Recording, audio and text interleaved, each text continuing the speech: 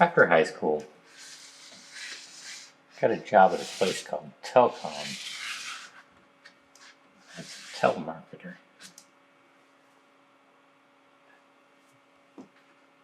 It was kind of one of those places where you can get a job when nobody else would give you a job. And it seemed to be known for this.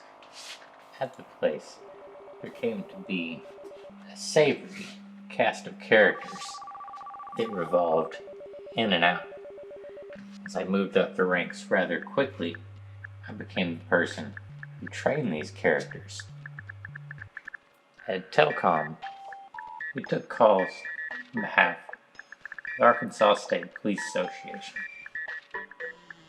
What this actually was a non-profit association that would call and ask for donations under the guise of retired police officers.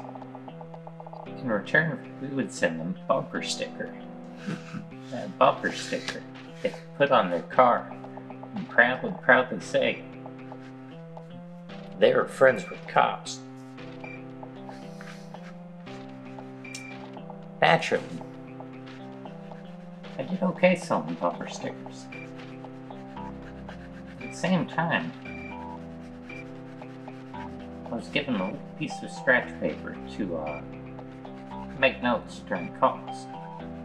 I found that before, this was a perfect time for me to make my drawings.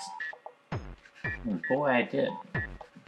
Over that period of time, one scratch paper after another, I drew.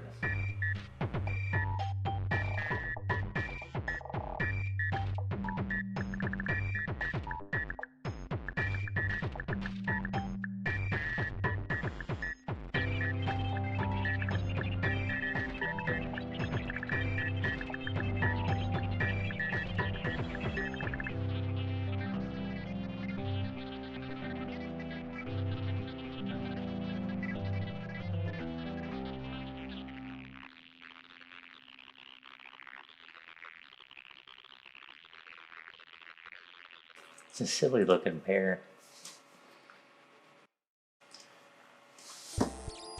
Also amongst these characters were the cast that would come and go working there. One was Tony. Tony was a drummer. He was, I don't know, 30s, early 40s, something like that. Seemed to be from perhaps a different time. He was dedicated to the band. When they would get back together, he would go on the road with his sticks and his dreams. And then sure enough, like after a while, he would come back and live with his grandma for a little while, get a job back at Telcom, and he liked wearing a vest.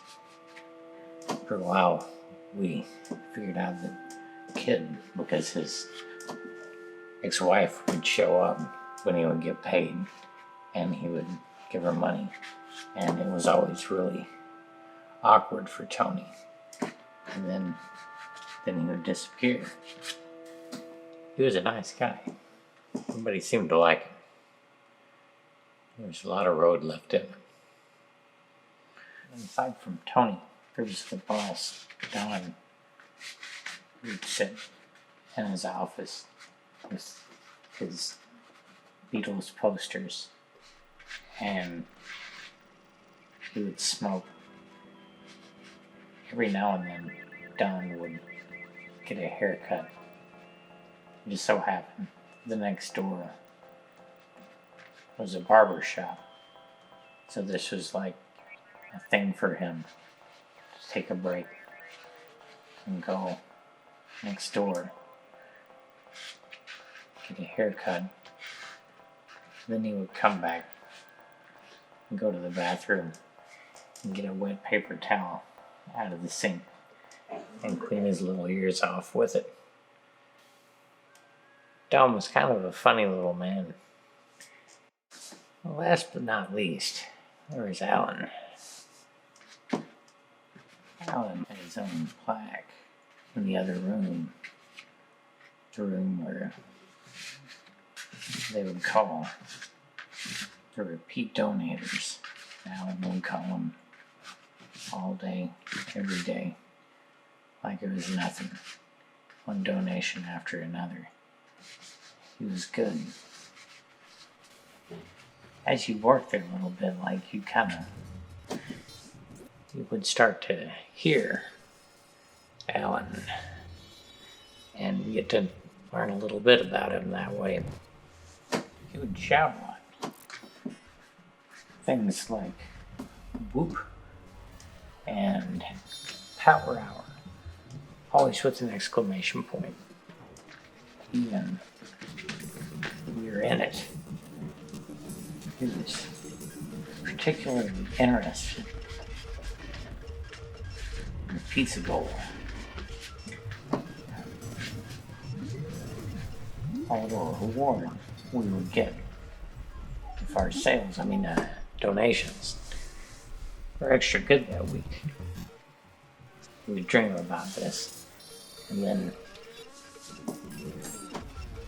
when the day would come and he believed he had the charisma, as he would shout, he would hang his mouth open and he would smile, and I started to wonder if it was an act, if it was a little bit real, and I started to really wonder if he knew the difference.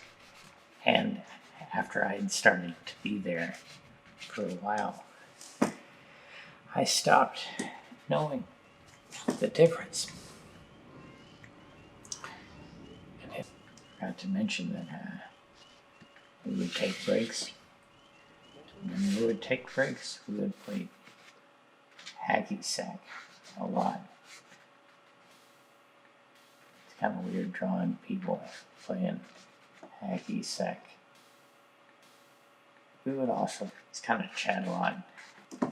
People that would smoke, they would smoke out there with the cars, and we would talk about things. And I became a little bit like Alan, did the repetition of it. And we would just stand there, and I would say something. And this person would say, the thing. To the next person. Say the next thing.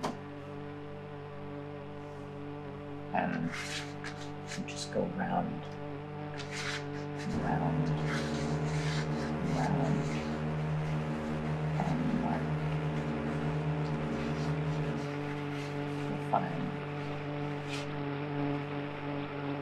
my car. Roll down the window.